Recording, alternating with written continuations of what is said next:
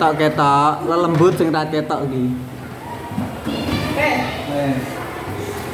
Assalamualaikum warahmatullahi wabarakatuh.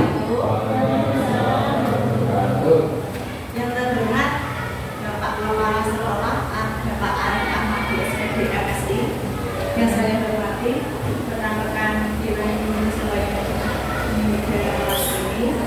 Pertama-tama saya sangat mengucapkan terima kasih karena saya sudah mengambil waktu panjenengan, mengambil sedikit waktu panjenengan untuk mendengarkan diseminasi yang akan saya paparkan hari ini.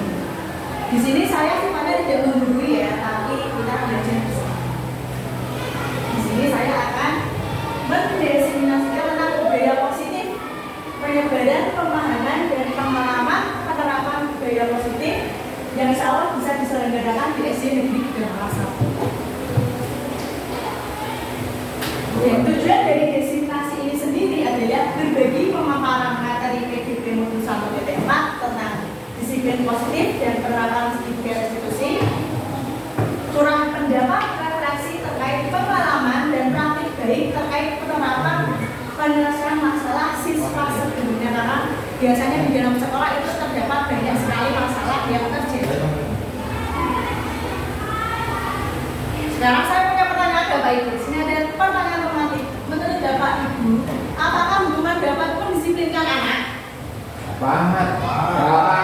Oke, jawab. Yang kedua, pemberian hukuman positif seperti membaca, menyapu halaman dan lain dapat meningkatkan kedisiplinan anak? Dapat. Oke. Yang ketiga, memberi penghargaan dapat meningkatkan kedisiplinan anak? Juga dapat. Berarti menurut panjenengan hukuman itu dapat mendisiplinkan anak?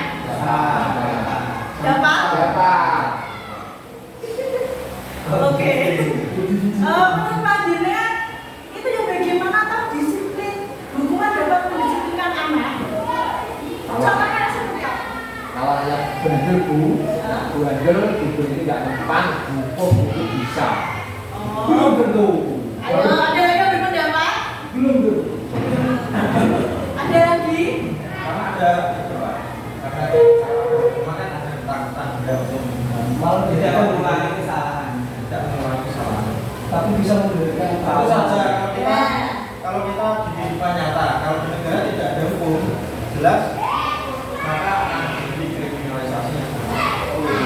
Oke, siap. Ketika hukuman dapat mendisiplinkan anak, sebenarnya ini tidak baik Bapak Ibu. Kenapa? Karena itu bisa mempengaruhi mental anak-anak.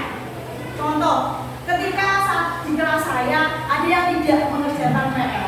Ketika tidak mengerjakan PR, saya beri hukuman untuk membuat prakarya. Ketika dia sudah nyaman dengan membuat prakarya, adalah dia punya tiket untuk tidak mengerjakan PR-nya. Aku buat prakarya WA, ya gampang kok buat prakarya daripada mengerjakan PR.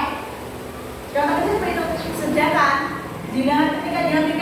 ketika ada anak-anak yang lebih memilih untuk tidak mengerjakan PR dan membuat prakarya, otomatis yang berkarya malah anak-anak yang rajin, anak-anak yang tidak rajin.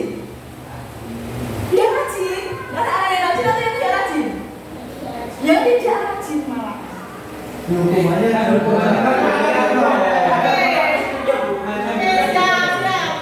Sangat tertentu tidak suka dengan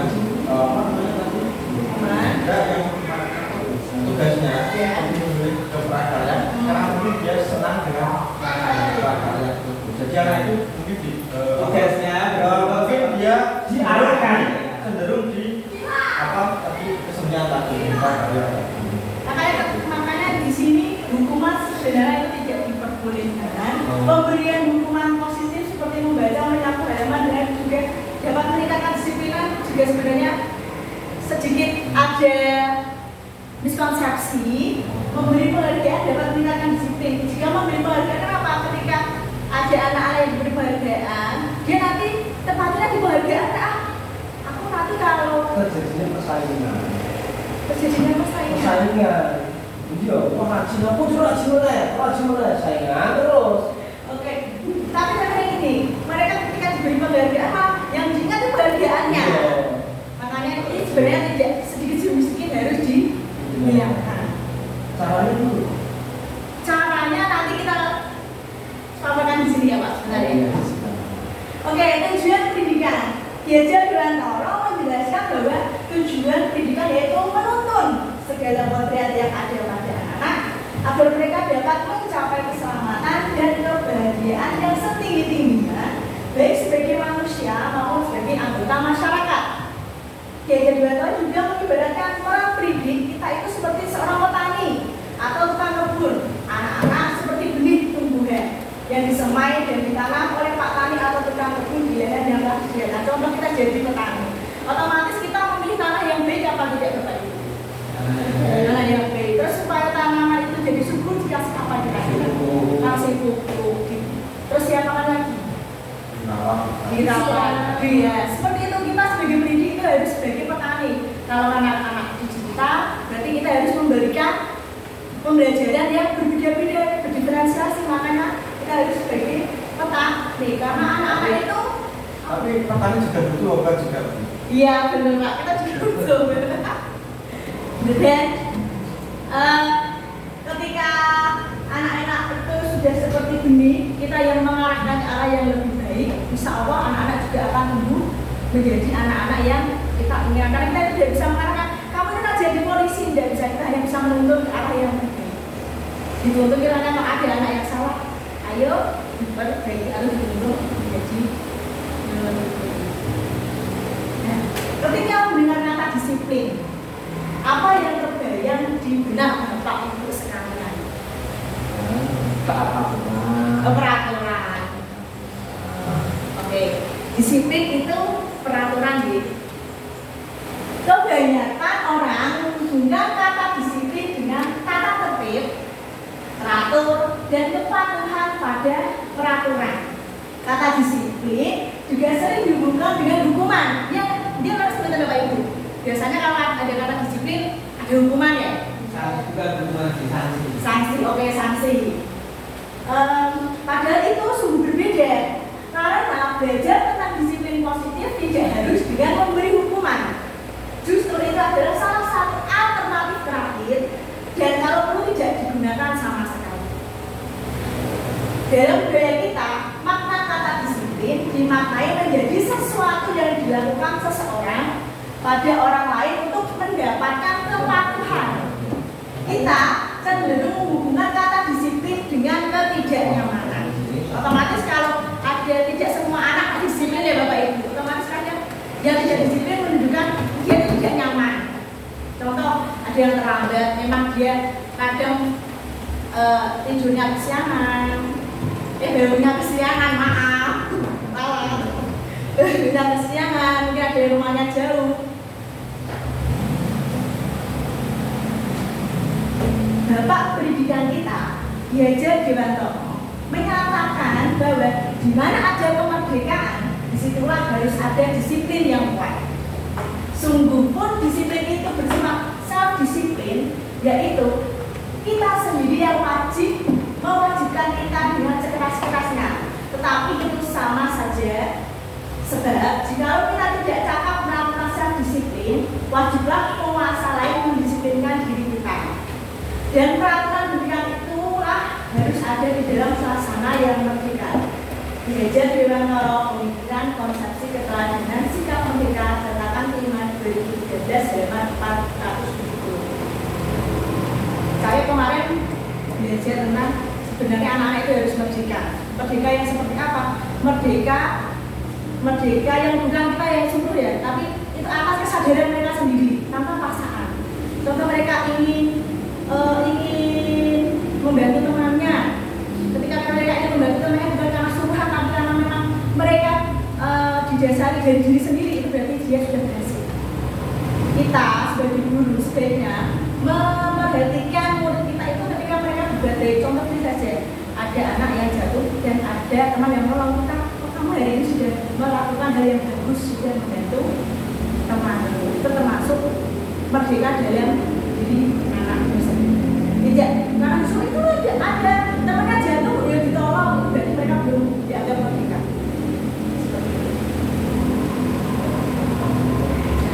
Disiplin positif. Konsep disiplin positif yang merupakan unsur utama dalam terwujudnya budaya positif yang kita cita-citakan di sekolah Disiplin berarti rasa tanggung jawab terhadap segala yang dilakukan karena tindakan didasarkan pada nilai-nilai kebajikan universal. Nilai-nilai kebajikan universal yang dimaksud adalah peraturan yang sudah disepakati bersama, bukan dibuat secara sepihak. Kalau peraturan sekolah kan biasanya dilakukan secara sepihak ya, karena kita punya peraturan sekolah, tapi anak-anak kan tidak ikut di dalamnya. Makanya kita nanti di sini belajar tentang kesepakatan kelas.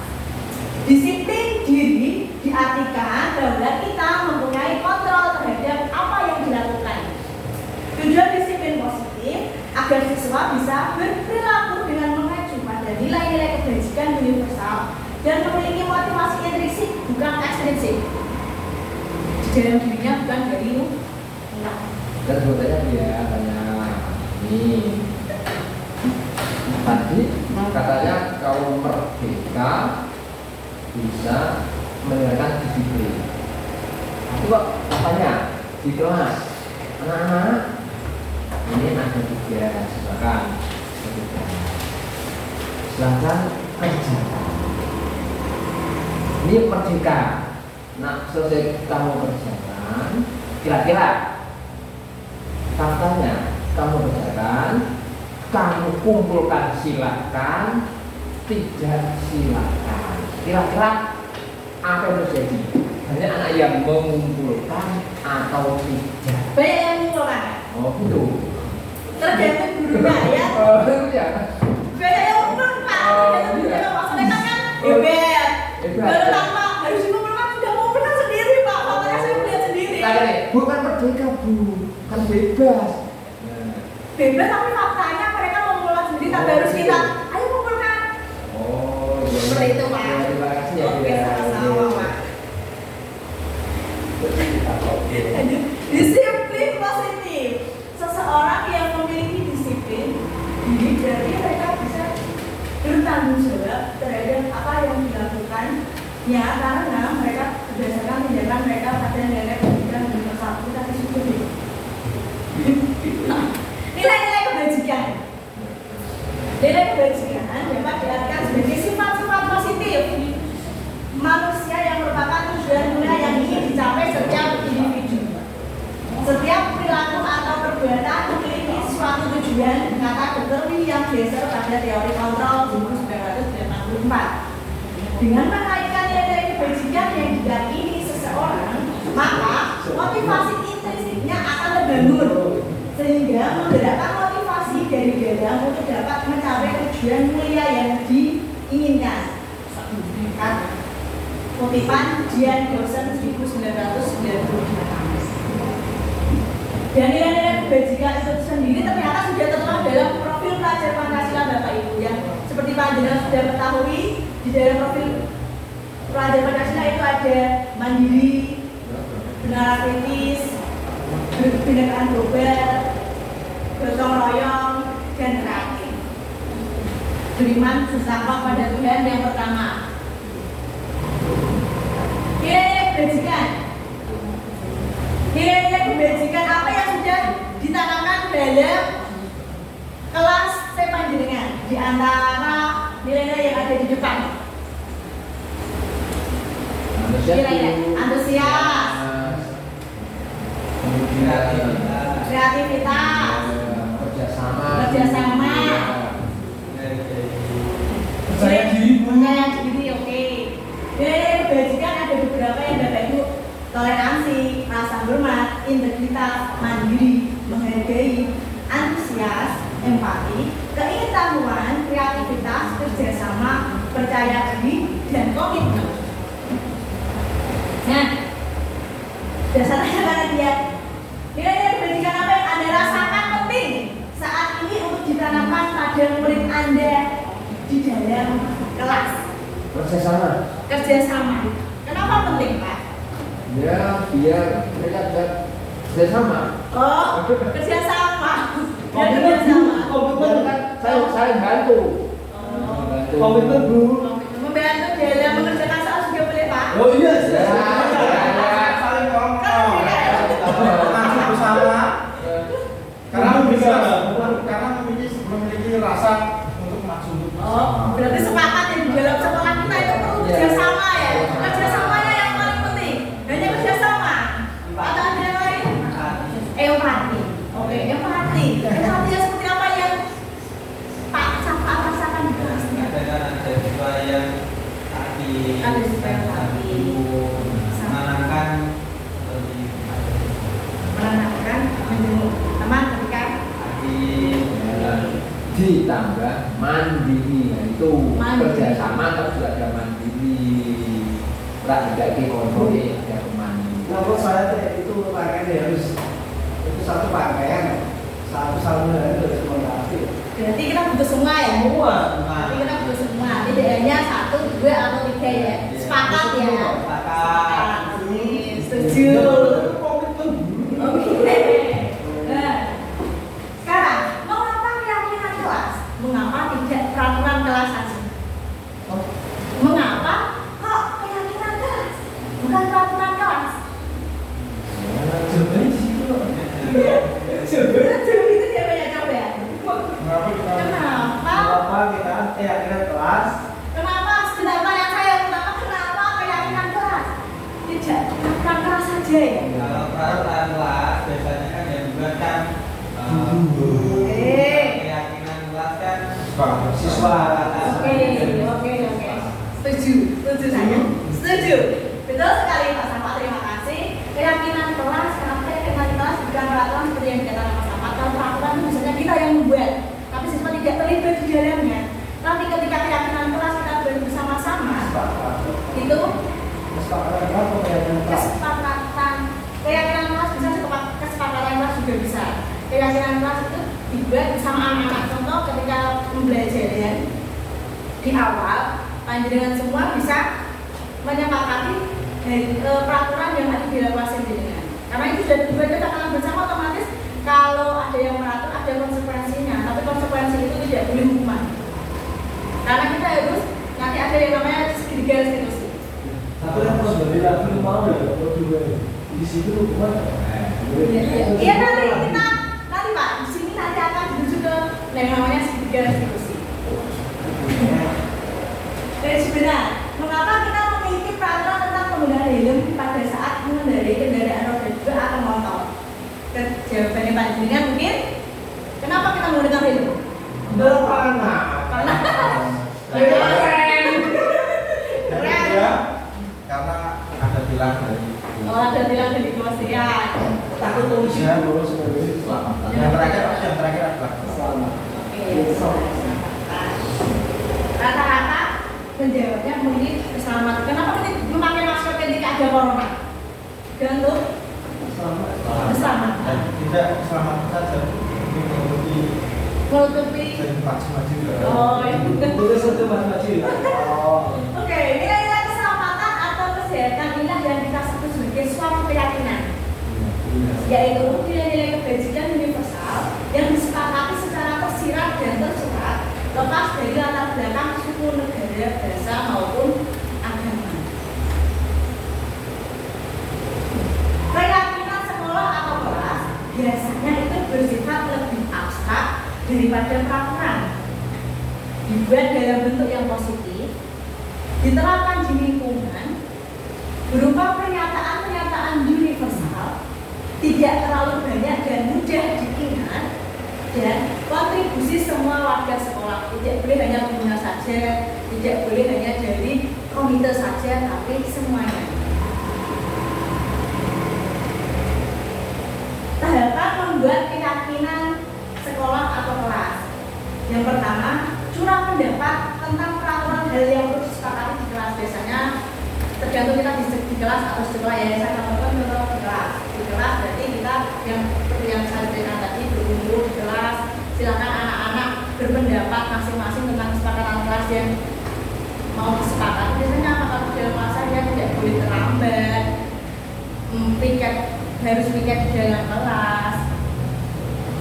Ketika bertanya harus tunjuk tangan, dan satu lagi bisa menerapkan ketika masuk pintu harus ucapan salam.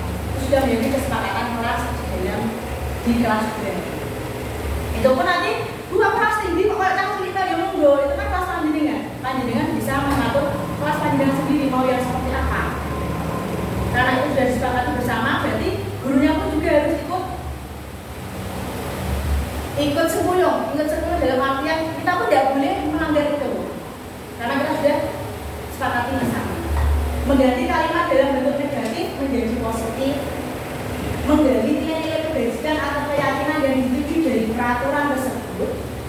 Kegiatan pendalaman keyakinan kelas tampak seperti atau tidak tampak seperti.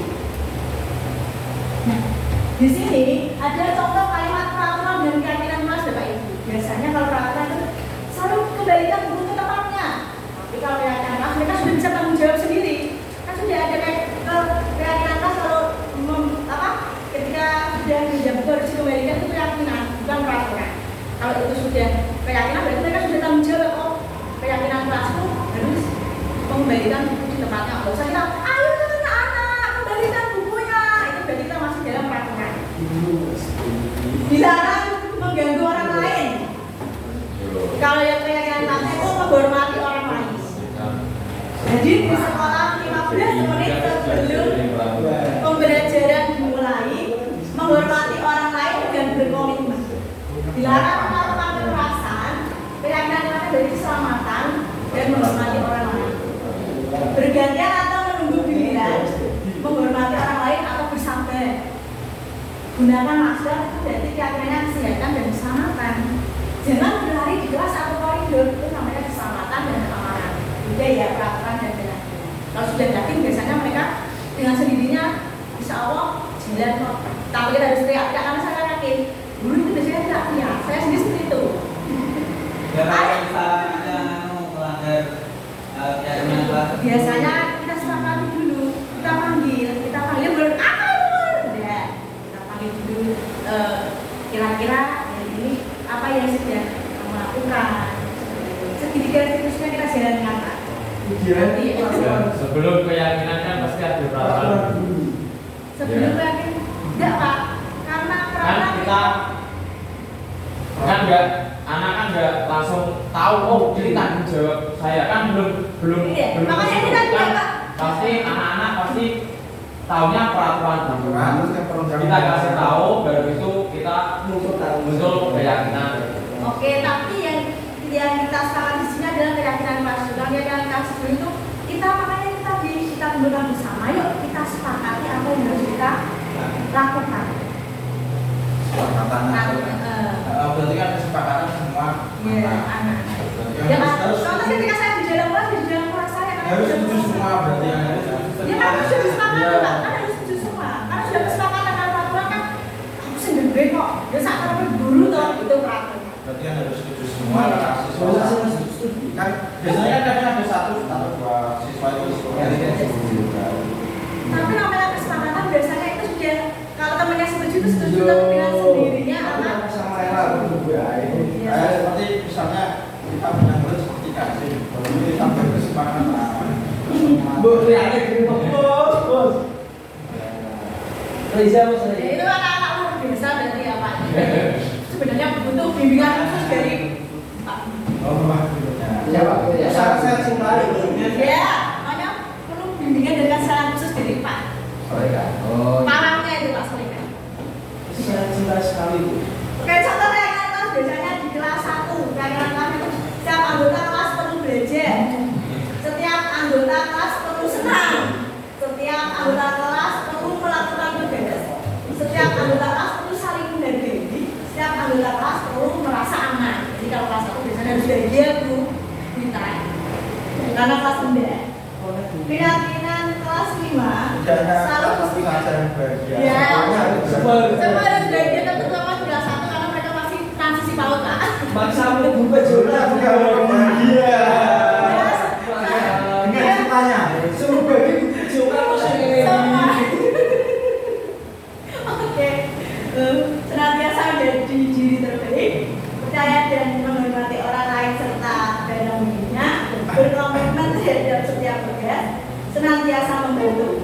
Oh, sing bagian perlu ada kebahagiaan.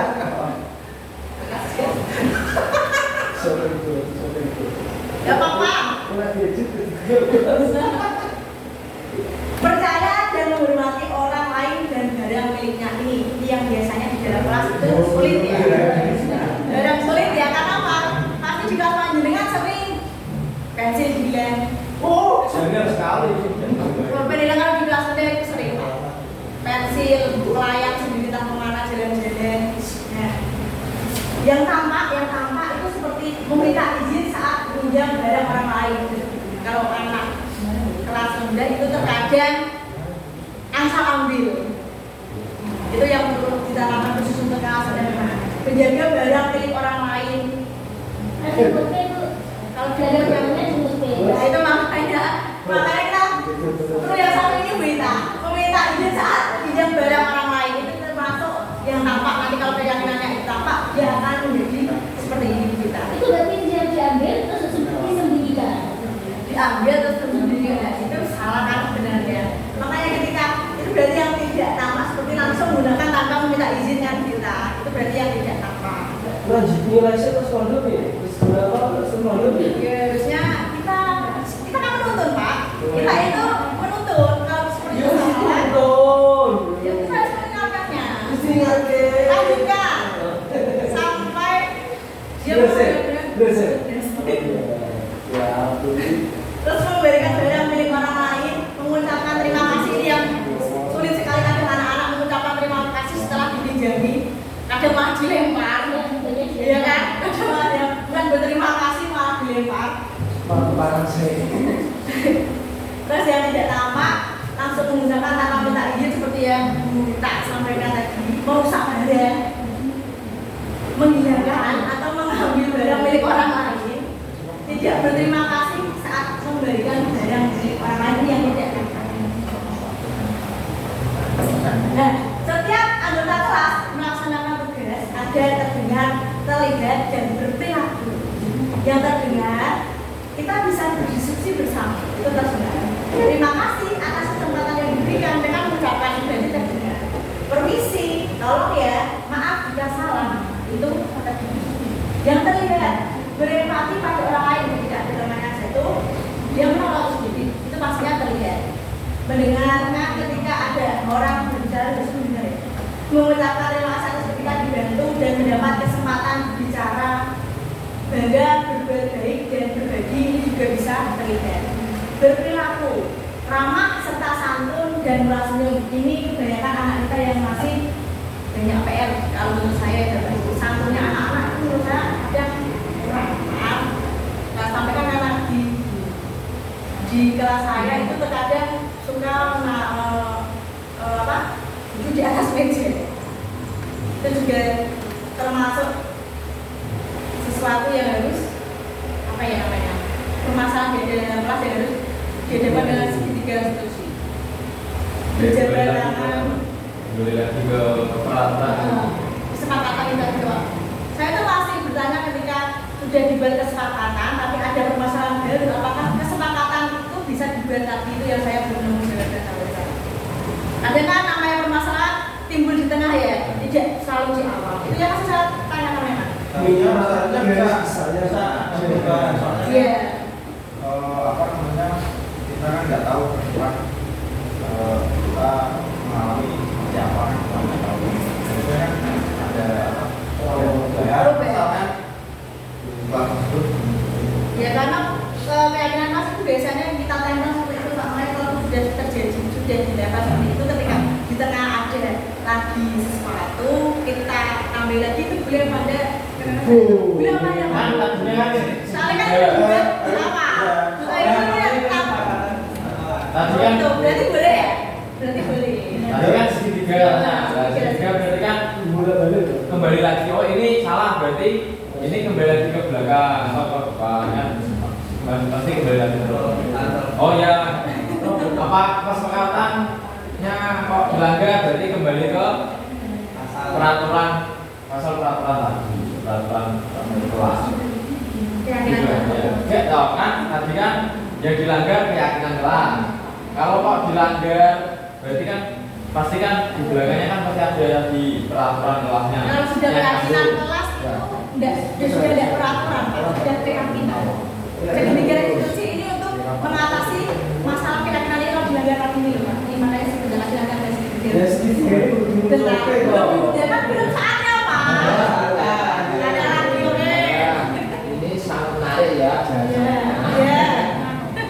Semua aktif. Tak tanya, apakah setelah ada keyakinan kelas masih dibutuhkan tata tertib sekolah atau tata tertib kelas siswa. Menurut saya masih Pak, karena keyakinan sekolah ini kan sifatnya hanya di dalam kelas ya. Ketika peraturan sekolah kan otomatis semuanya. Nah, misalkan kita buat keyakinan Boleh, sekolah. katanya boleh, boleh. Apakah masih perlu juga tata tertib sekolah atau peraturan di sekolah? Kalau menurut saya masih Pak, tetap masih. Karena sekolah biasanya kan punya aturan-aturan sendiri. Tapi kalau di dalam kelas kan sudah namanya sudah keyakinan kelas. Itu yang ada di dalam kelas. Enggak. Kenapa kok masih ada peraturan lalu lintas? Kok tidak keyakinan lalu lintas? Karena ini masih biasa ke pendidikan Pak, belum keluar. Kok masih ada peraturan kementerian itu orang tua jadi Ya ada. dengan kementerian.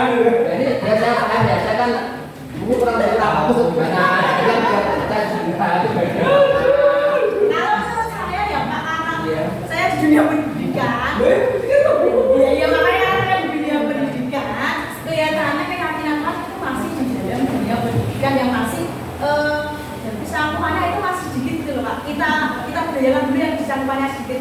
Mungkin nanti suatu saat bisa jadi keyakinan lalu lintas, mungkin bisa jadi. Kan mengatur orang banyak sama sedikit dulu kan. Ketika sudah diatur dari yang sedikit ini sudah terbiasa untuk keyakinan kelas yang baik-baik, insya Allah kedepannya juga bisa baik. Itu menurut saya. Terima kasih.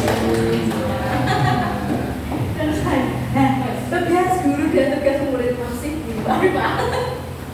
Di sini tugas guru adalah mendidik, mengajar, memberikan nilai, mengelola kelas, mengingatkan murid, dan menjalankan keyakinan kelas.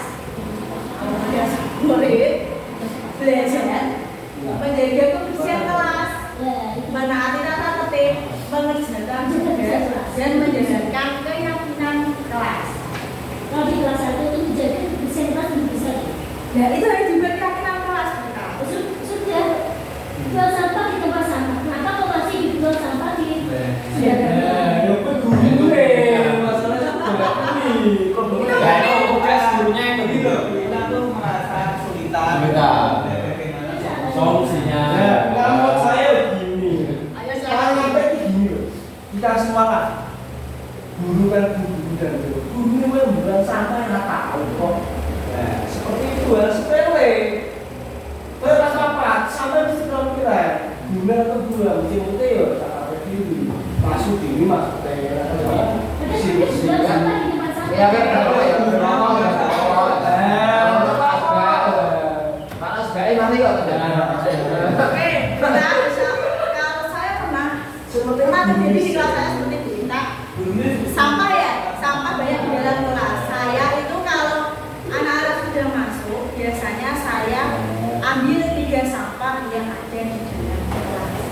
Jadi kan gua beli jangan ngomong itu tugas bukan guru ya, jaga sekolah. iya jadi lo kan kita mesti dijaga dulu semua di sana. Setelah itu dari Pak kalau kan dia hubungannya dengan pasti gitu lah. Nah enak-enak tidak dikasih contoh itu harus segala sana sampai kapanpun satu hari rambut kan di situ bahkan ada datanya cuma di situ. Itu kan sampah kita sendiri loh. Sampah kita Seperti sendiri. itu ya. Kalau kelas muda biasanya kan Di contoh dulu, mungkin kan dari kelas 0 kecil kalau kita untuk sampah, mungkin kelas 2, 3, 4 bisa Allah bisa. berarti ini harus jadi kesepakatan dunia dulu baru kita sepakati di dalam kelas gitu ya. Tadi berita Dengan peraturan dulu. Paling Ada peraturan dulu. Paling tiga yang Kelasnya pasti ada peraturan. Sebelumnya pasti ada baru kesepakatan. Oh, ini kesepakatan buat contoh ya. Ada jangan buang sampah di tempat itu kan peraturan. Nah, biar jadi biar kesepakatan. jadi kata ada. Guru kita menjelaskan tentang peraturan itu. Oke, bisa. Itu kejadian waktu istirahat. Gila. Kalau punya kan di kantor. Kalau Makanya tadi seperti yang saya bilang berita saya juga sering jelaskan seperti itu. Ketika masuk, saya cek dulu kelasnya. Yuk, ketika kamu ambil 3 sampah atau 4 sampah, jadi pilihan ya Bu Laila buang di tempat sampah, otomatis pelajaran bersih. Ya sedihnya harus juga ya Pak. Intinya gini lah, kesepakatan itu biar berjalan itu kita buat kesepakatan dengan anak-anak, kemudian kayak saya apa jenis ada utang data bukti. Makanya kan barang sepatu bisa ditulis di daftar teman sana. Karena Terus kita ditanda sekarang tangan. Atau ditandatangani boleh. semua anak, guru Iya. dan materai. Boleh. Boleh. Muncul nih, muncul. Oke, ini nanti akan ada cerita. Jadi kita nanti nemu ya. Bentar, guru tugasnya bukan menyakiti murid. Bukan marah-marah maksudnya kan? Apa kau marah? Bukan marah-marah. Wah, emosi toh. Orang pengalaman murid itu bukan tugas kita. Oh ya, mungkin. Murid tugasnya bukan menyontek pekerjaan teman, bukan menyakiti guru atau teman, bukan bertengkar, ya ini bukan membuli teman ini, membuli teman dan merusak kemudian kelas. Ini yang bukan ya.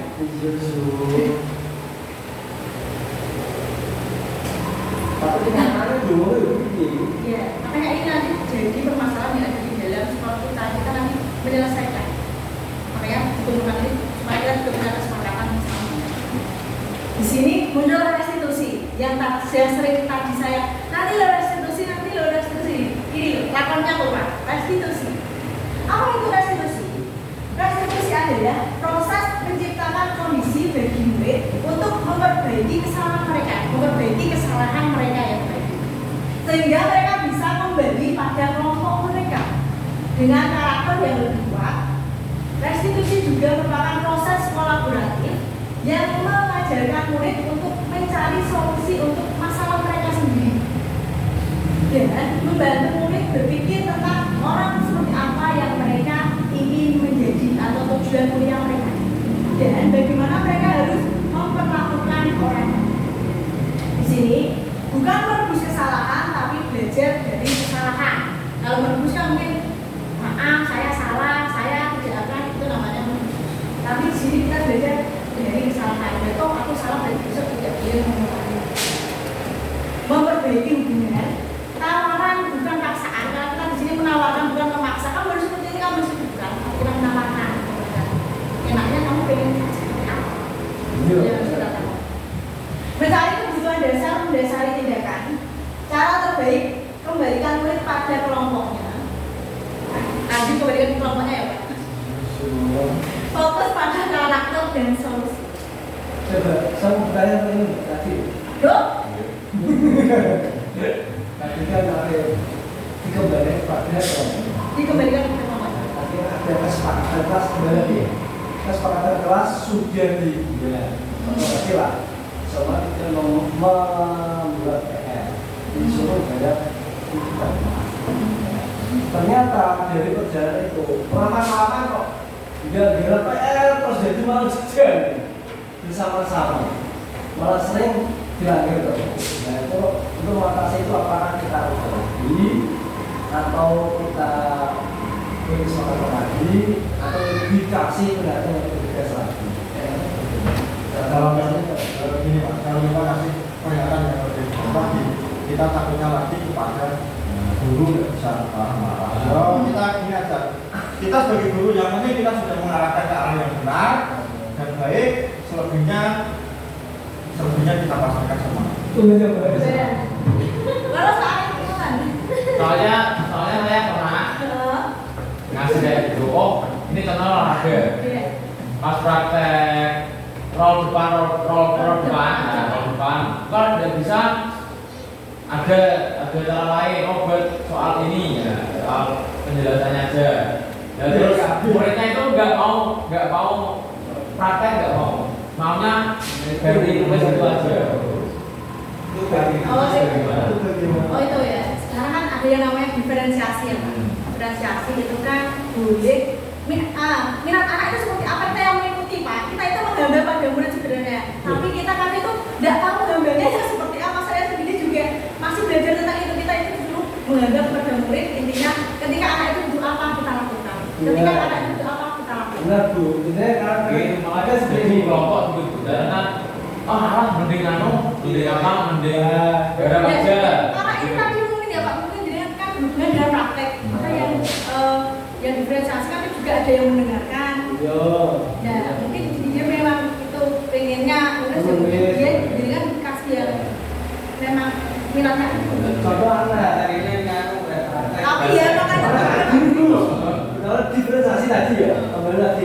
kan anak kan nggak jenuh lah di luar tol. Kita ini malah belok di jebol. Setelah diajak di luar ruangan, kalau itu semua bubar sakit diri. Padahal saya pernah dengar PR itu sudah tidak wajib ya Pak ya? Ya udah wajib, cuma kan ya untuk menambah Belajar di rumah. belajar di rumah ya. Penambahan mata pelajaran. Jadi kan di rumah mau lah belajar mau bisa atau masuk dalam jadwal. Makanya kita itu guru harus bisa berinovasi ini Pak. Kita ganti apa? Ganti kata. Biasanya kan PR. Langsung aja terus ngomong. Oh ini pekerjaan. Bukan PR kan kerja rumah. Nah itu Singkatan PR kan. Dan ganti lagi gantiannya. Kalau Pak mau model Pak. Kok gini ya saya? Nah saya loh. Ya. Baik peraturan maupun pelaksanaan tetap diperlukan sama-sama. Karena itulah apa itu prosesnya ke sana.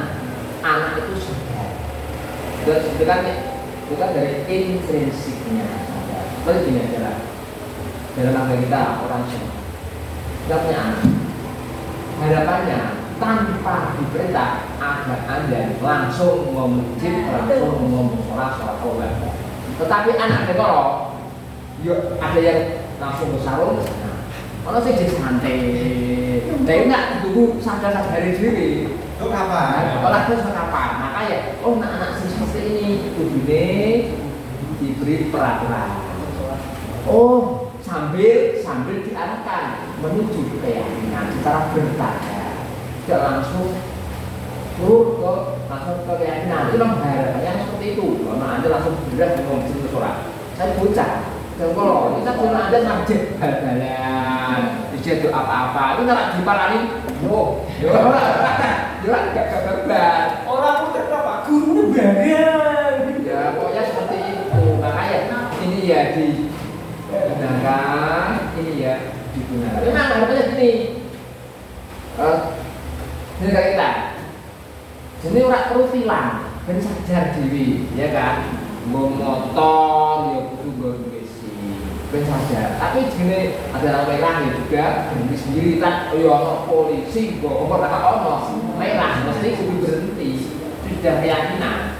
Punya kan tidak, maka diperlukan peraturan dan dalam nerobos kalau polisi kan dia ada jendelanya seperti itu. Kira-kira itu kalau menurut saya ya, kita yang lain monggo karena lebih baik lagi silahkan diungkapkan di sini mumpung ketemu.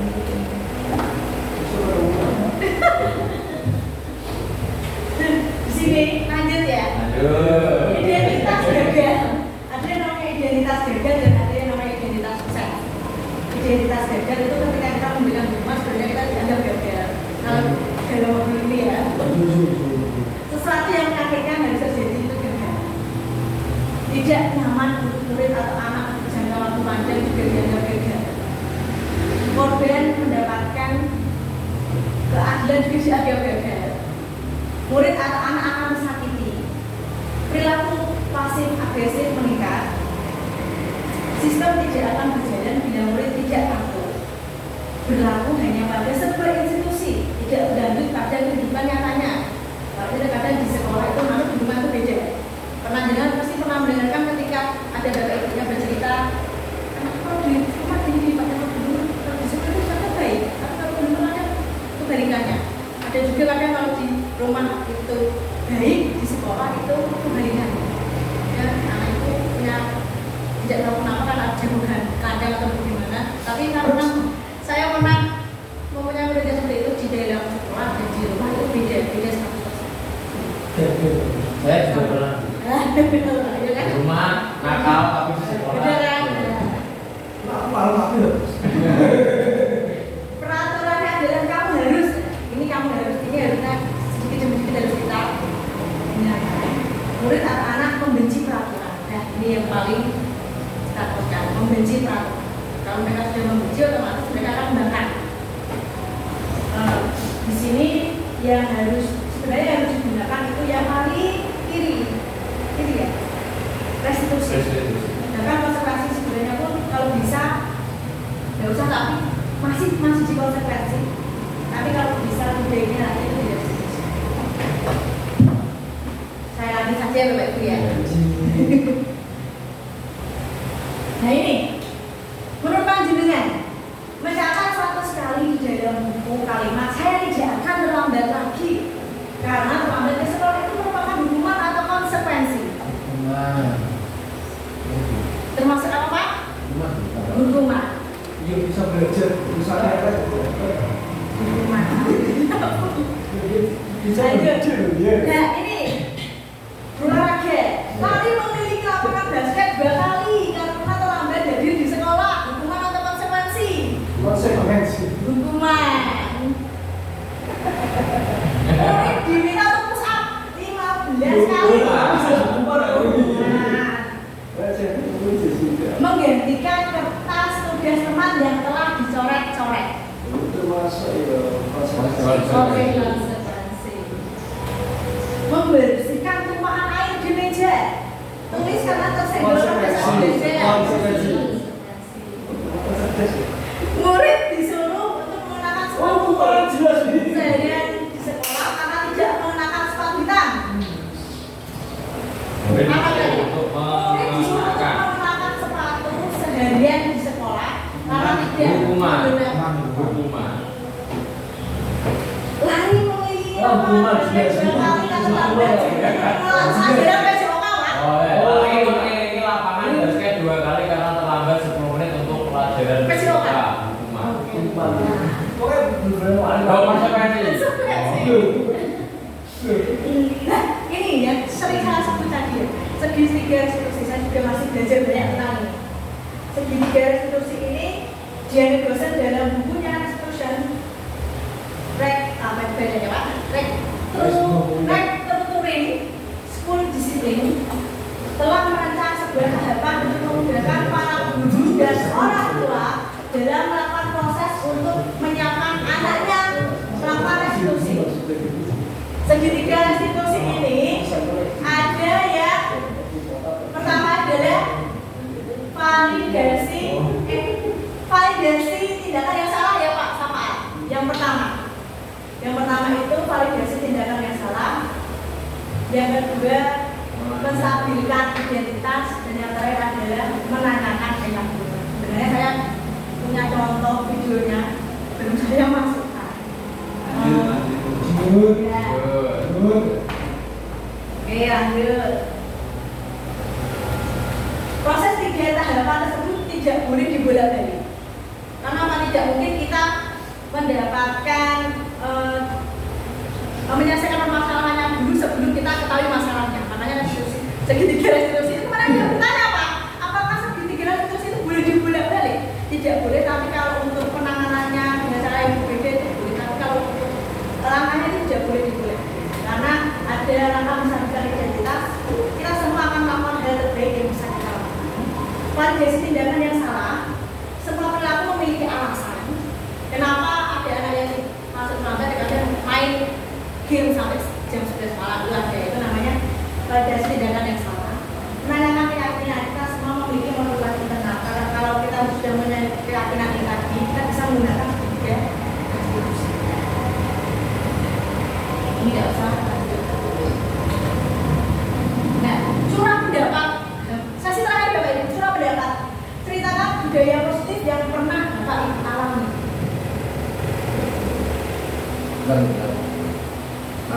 agar lebih nyata, tidak sekedar teori. Akhirnya kalau dikasih contoh penerapan segitiga restitusi di dalam mengatasi suatu masalah. Iya ini, kalau ini ada masalah seperti ini, anak nakal. Kira-kira bagaimana penerapannya segitiga? Ini ya Pak, namanya masalah itu kan beda-beda. Beda masalah, beda penanganan. Kalau kemarin saya itu membuat ketika anak sedang tertidur dalam kelas, dikasih pelajaran kan ada ya anak yang tidur dalam kelas ya.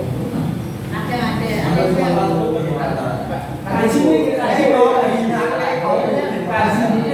Jadi seketika itu ada 3 tahap, itu boleh ya kan?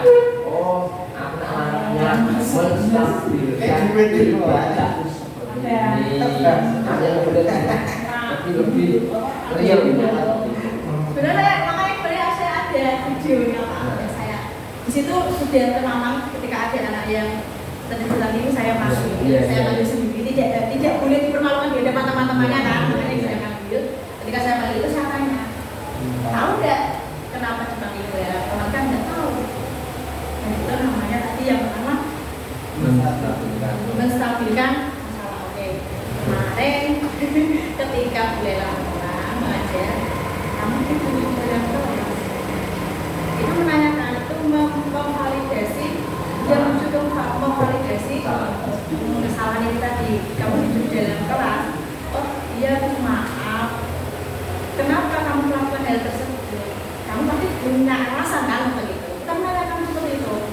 Ketika dia bilang, saya main game online, aku sampai jam 11 malam. Dari kelas berapa? Kemarin kelas 5, 6. Saya kemarin sampai sama kelas 6. Sama kelas ya.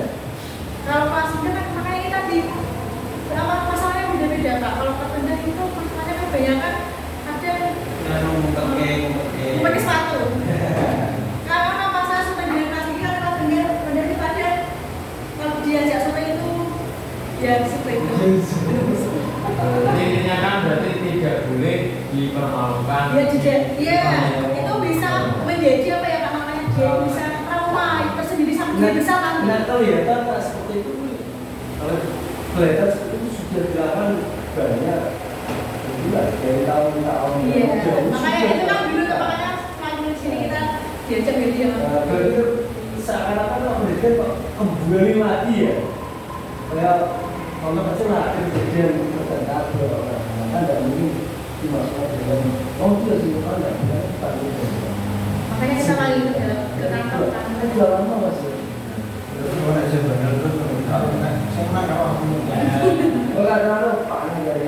Makanya kita di dalam restitusi ini tidak boleh boleh tapi untuk mengatasi masalahnya itu boleh dengan berbagai cara, boleh divariasi. Seperti itu. Tadi yang terakhir menanyakan keyakinan ketika keyakinan itu sudah ada, kita tanyakan kamu aslinya keyakinan apa yang di dalam kelas kita? Ini boleh tidak boleh itu di dalam kelas. Kalau sudah seperti itu berarti kamu harus apa? Berarti saya bisa tidak akan main game online lagi sampai jam malam itu. Itu namanya keyakinan kelas di kelas kita sudah tidak boleh mana-mana lagi walaupun justru kadang ya saya juga kadang masih spontanitas. Namanya belajar itu kan tidak langsung besok bisa diskusi.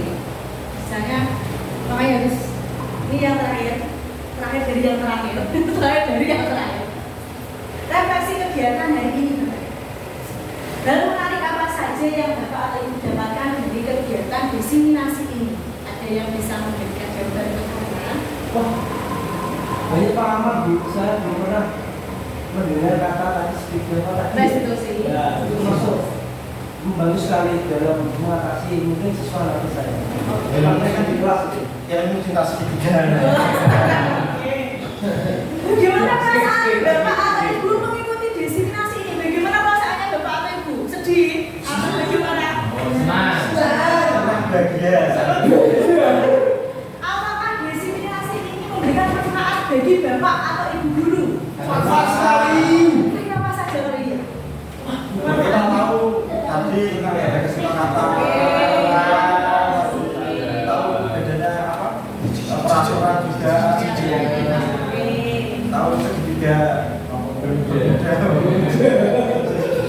Oke, adakah pengetahuan baru yang menarik jadi mengikuti diseminasi ini? Sehingga ada pada materi apa yang membuat Bapak atau Ibu tertarik? Materi keyakinan kelas tadi. Materi keyakinan. Segitiga Bu. Apa rencana tidak lanjut setelah mengikuti diseminasi ini? Kira-kira setelah mengikuti diseminasi ini kita tidak lanjut apa ya? Bukan sampaikan. Aksi nyata. Oke. Saya lihat aksi nyata majunya ya Mas Rika. Dan yang terakhir, adakah keyakinan sekolah yang akan terwujud setelah kegiatan diseminasi ini? Karena sekolah jadi tanggung jawab kita ya. Adakah keyakinan sekolah yang akan terwujud setelah ada tadi ya ketika Harus walaupun kelas rendah, tapi tetap harus mereka buang sampah di pojok. Iya. Jadi kalau sampahnya penuh atau pripun Pak Soleh? Ya minimal ya. Atau setelah jam istirahat? Ya kelas soalnya kan contohnya kan besar. Enggak keluar. Kalau yang besar kan berarti nanti kita bisa Ya, yang kita orang. Ya 3 orang 4 orang. Tiga tempat kan bisa. Karena ada airnya. Kan buang sampah itu kan tinggi tuh. Temboknya kan tinggi. Oh, Buang gimana? Kan bisa besok. nah. Ada nih. Ini nanti jadi yang terakhir bisa kita bicarakan setelah kegiatan ini ya. Yang belajar berarti ada harus ada kegiatan sekolah yang terwujud. Oke. Nanti jangan lupa juara soal Pertama yang belum sebut-sebut itu laki umumnya besar kondusif. Dan yang terakhir tidak lupa saya ucapkan thank you, matur suwun, matur nuwun. Nanti saya disikat Pak Ari kalau bilang matur suwun, matur nuwun. Kalau suwun dia minta ada Pak, matur nuwun untuk hari ini. Terima kasih banyak atas atensi panjenengan.